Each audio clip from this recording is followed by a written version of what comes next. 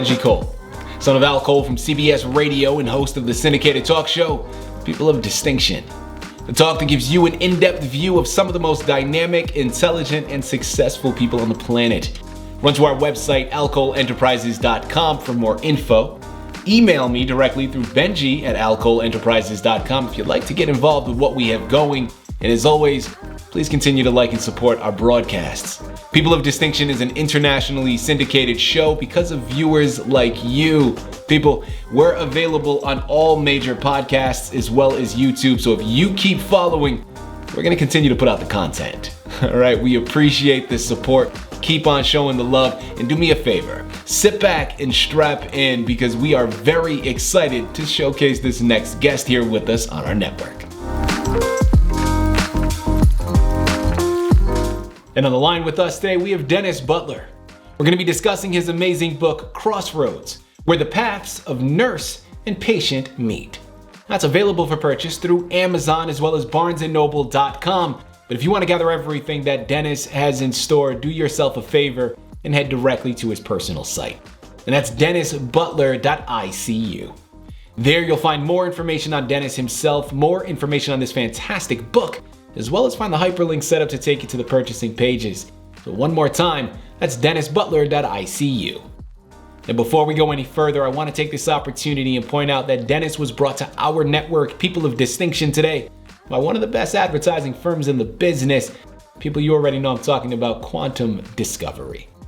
So for my writers out there who have gone through their process creating your masterpiece, and now you've done it, okay? You need help moving the book that you just finished developing though.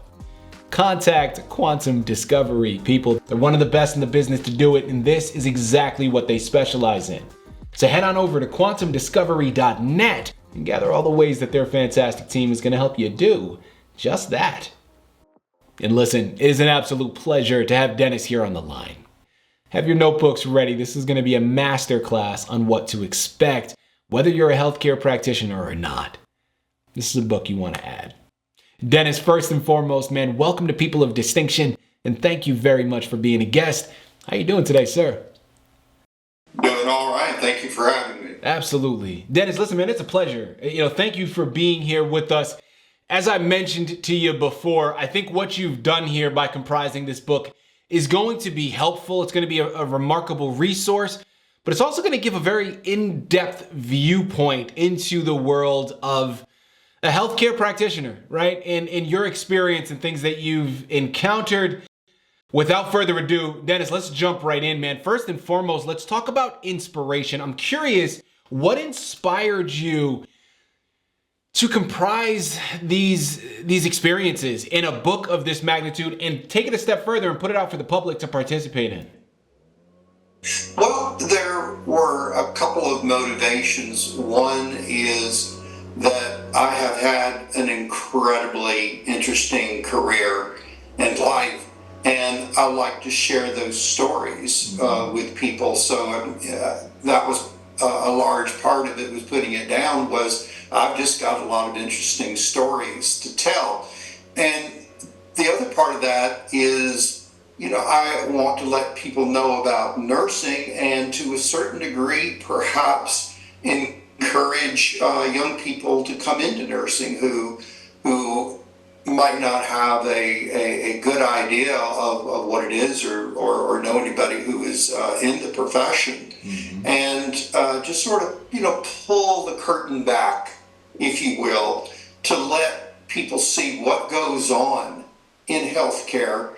And I can't say just the hospital because, the book encompasses my time as a student working on a psychiatric unit, to the hospital, to the ICU, to taking care of people clinically as a nurse practitioner. So part of it is I just wanted it to be an entertaining book to read. So I told as many of my best interesting stories as I could, and also just, to kind of encourage people to think about becoming a nurse. Yeah. A fantastic segue you've established here, Dennis, because that's really the next point that I wanted to go into. Your background is impressive, and it is varied in terms of the number of experiences as well as the different yeah, I guess I would say corporations for lack of a better term, but the different positions you've held. Well, I'm curious, I know your book is littered with a lot of examples in different stories, but can you talk to us about one particular story or maybe one of the most challenging or intriguing patient cases that you had that you share in the book? Oh goodness, there are a couple that come to mind. There's one particular patient that I devoted 2 chapters to. It was a man who had chest pain when he was actually minister of a church, and had chest pain one evening when he finished, the evening service. Went to the emergency room the next day. He had a cardiac cath, and the next day, which was a Friday morning, had open heart. And it was a really, in many regards, a simple procedure. He had one bypass that only took a couple of hours to do, start to finish. And I'm not sure to this day anybody really knows what happened, but as they were closing the chest, all of a sudden his heart rate and blood pressure began to drop. And they started his surgery about 8 o'clock in the morning and did not bring him up until 8 o'clock that night. He was on bypass 4 different times. Anybody who knows about open heart knows that if you don't make it off by the second time, usually they call the case. He was on bypass 4 separate times. When he came up, his systolic blood pressure was about 80, and they told the family to be prepared for him to die. And I felt like I wrestled with the angel of death over him for 12 hours. It was the most intense night of my life. I'm pleased to say that he did recover after about a month in coma. Was in the hospital 2 or 3 months with, by the time he had the rehab, and then finally went home. There's one other story. If you say, what are your best stories from the book? The open heart story is one, and the other one is, I have a chapter devoted to code blue, cardiac arrest. What is it like? And I commented that would they ever make a movie of this, or any time that I see a code on TV, it's like, man, you're about 10% of the way there in terms of the intensity of what it is like to be in a cardiac arrest. In an ICU in a big hospital where I've always worked, normally if somebody has a cardiac arrest, you call the code. Nurses come from the other ICUs.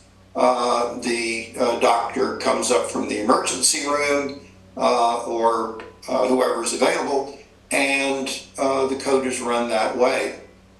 One night, it was a little after midnight, I had just finished doing advanced cardiac life support for the first time. And I was charge nurse in an open heart ICU, the same ICU. And just after midnight, we had a fresh open heart go into intractable VTAC. The only doctors in the house were in the emergency room. Both of them were tied up with patients. They couldn't come. I ran the code. In a big hospital, a nurse does not typically run a code. But I tell people, if you doubt there is a God, I do not. Because I had just 10 hours earlier finished my class in advanced cardiac life support. And without going into detail, the test they give you at the end is what they call mega code, where they stand you up in front of the dummy and they've got the simulator, and the teachers, the instructors in the course start throwing arrhythmias at you and saying, what drug do you do? You know, what do you give? What is your next step? Blah, blah, blah, blah, blah, blah, blah. And you basically run a mock code. Well, as it happened, my mock code was intractable VTAC. 10 hours later, I had to do it. So, yeah, there is a God. And you asked me about the things that are, some of the most memorable things that's ever happened to me. That open heart patient and that code, I guess, are the two things that come to mind. These are absolutely incredible stories, but I know that this is just a day in the life, right? Pretty incredible. Dennis, how important would you say is empathy in the overall scheme of the patient's care? I guess the way that I would answer that is how I answer the question of what is a nurse practitioner, what makes a nurse practitioner different from some of the other mid-levels who perform the same thing. I am a nurse to the bone. When I became a nurse, I bought the line. You take care of people. You are the one who stands in the gap. And one of the theories of nursing practice is that it is holistic, it is global. That when you walk into a patient's room, you look at what is going on with the patient. But when that patient goes home, who takes care of them? It's the family. Mm-hmm. Does the family understand what is going on? Are they educated? Are they on board? Do they have concerns? When you start approaching a patient and you are treating a patient, that patient goes way beyond just this person in the bed in front of you. It is a very, very global thing. Mm-hmm. And that is what makes me very proud to be a nurse. It is very global. People, again, you got to head on over to Amazon, Barnes & Noble, dennisbutler.icu. Pick up copies of this magnificent book. I'm telling you, we're just going to scratch the surface here today, but already you can see how astonishing this book is. The experiences that he's relayed, and I promise you there are a lot more in the bounds of this book, but this is something you need to add to your shelf. Again, it's called Crossroads, where the paths of nurse and patients meet. Dennis, follow-up question that I want to go into, and another thing to kind of give us an insight on what you're going. We talked about the empathy. We talked about how important it is to be that face in the representation for the healthcare industry, and also how to properly care not only for the patients, but as well as how to educate the family to care for those patients once they leave the hospital. Well, I understand, probably better than most, that work-life balance is a thing that is very difficult to juggle. The healthcare industry is something that is like booming, I guess, for lack of a better term, right? There's no shortage of sick patients. Well, I want to hear it from you. How do you juggle prioritizing caring for the patients and their well-being while also being mindful of your own? When you're at work, you're at work. And whatever needs to be done is what you do. And I think most providers, and I mean doctors and nurses and nurse practitioners and mid-levels, have that attitude. What I think all of us need to remember is, you've got to have the energy to do it. And there comes a point where everybody's got to recharge their batteries. The family has to have a rest. The providers have to have a rest. So you do what you've got to do, but at some point, remember, you're not going to be able to care for the patient if you don't have the energy to do it. Well, connecting to that and building off of it, not only talking about your own well-being, but one of the downsides to being a healthcare practitioner, of course, being able to help and save lives on a day-to-day basis is very rewarding. But we also understand that not every patient, unfortunately, is able to be saved. So talk to us a little bit more about how you maintain that balance, how you maintain the spirit and maintain your own well-being from a mental state.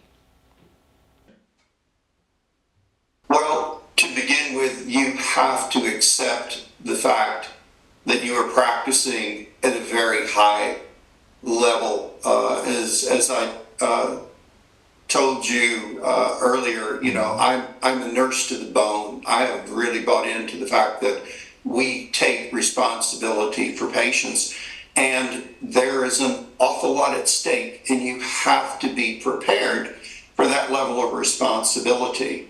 And what comes with that is your commitment to, I am going to do the absolute very best that I can for that patient. That patient is going to get my best care. And if you have done your very best job, you cannot bear the burden of an unfortunate outcome. But the way that you deal with it is, that patient got your best shot and got the very best care they could have gotten. Absolutely.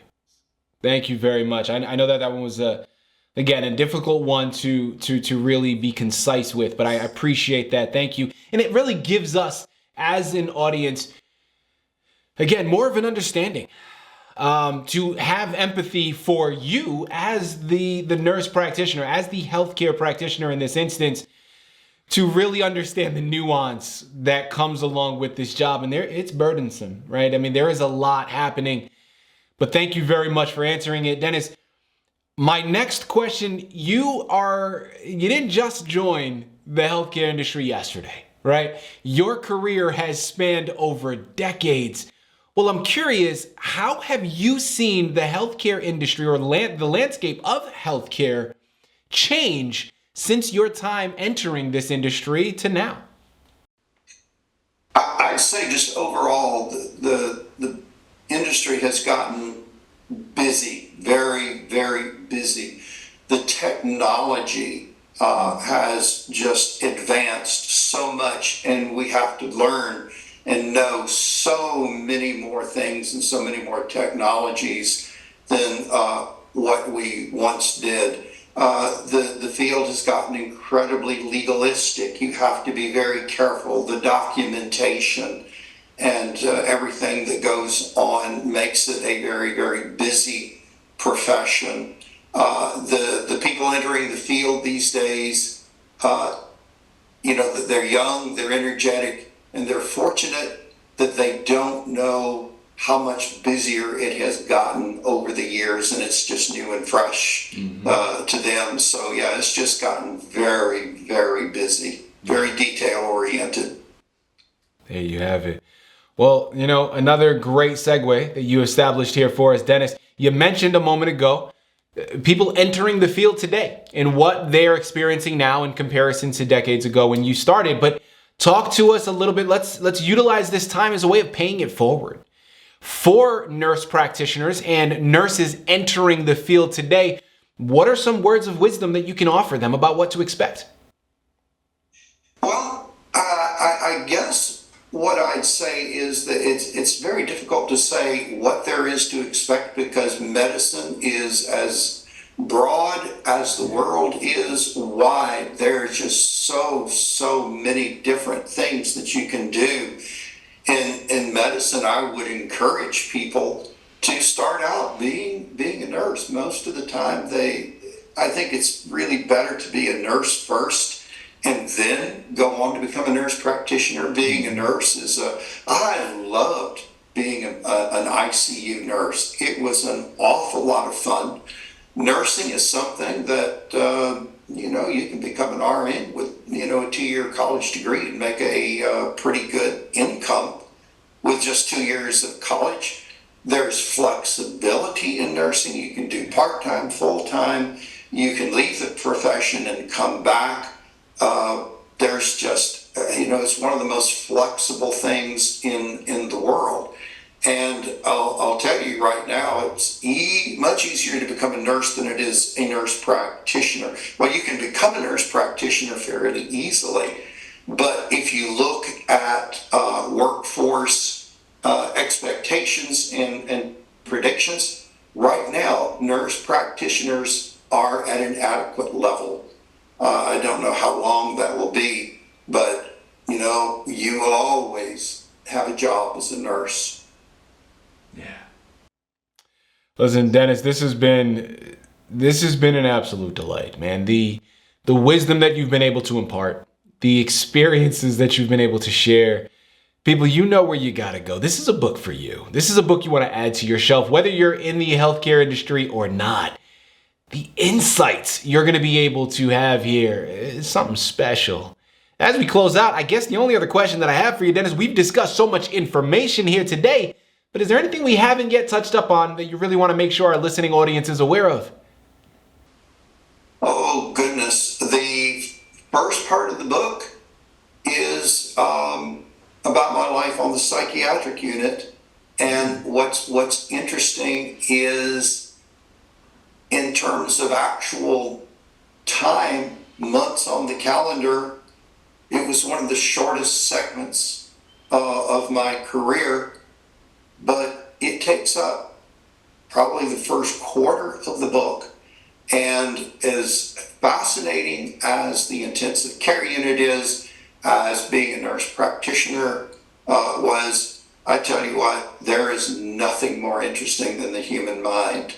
There is that part of the book to explore the world of psychiatry. From psychiatry, I went on to talked about my time in the emergency room, talked about what it's like to be in a code blue, talked about what it's like to work in an intensive care unit, and then went on to talk about what is it like to be a nurse practitioner. I guess I would throw in, some will say, what is a nurse practitioner? What makes a nurse practitioner different from a nurse? And there are some things, it's like, you got to have an advanced license for that. But to do a history and physical, you got to have an advanced practice license. The big deal is a nurse practitioner can make a medical diagnosis. A nurse practitioner can diagnose hypertension, heart disease, diabetes, and prescribe a treatment plan, and have prescriptive privilege to write legend drugs. It takes a special license for narcotics. In my state, a nurse practitioner cannot follow a patient with an active cancer diagnosis. We can't admit to the hospital. We can't do surgery. We can't do major diagnostic procedures.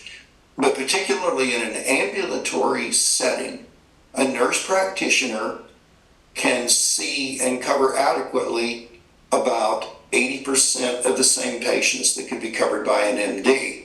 So there's a much higher level of practice when you make the move from nurse practitioner to nurse. You're really in that middle zone between nurse and physician, because you are really doing just medical practice, the more common things in medical practice. That is what a nurse practitioner does. If you can make it to nurse practitioner and you can get a good job, one of the things that I can tell you with certainty, as I've read, that nurse practitioners across the board have one of the highest job satisfaction ratings of any profession out there. I understand that. I absolutely love what I do. I love being able to diagnose and solve problems in and solve people's medical problems and make them feel better. And just a tremendous amount of gratitude in being a nurse practitioner.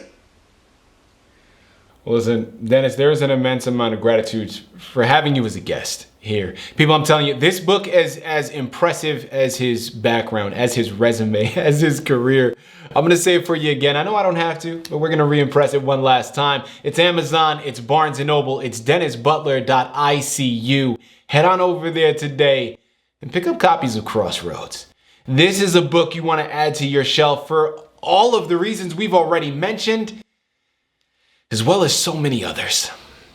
Get informed, right? Get educated, gain some experience through this book, because this is something you want to add to your shelf.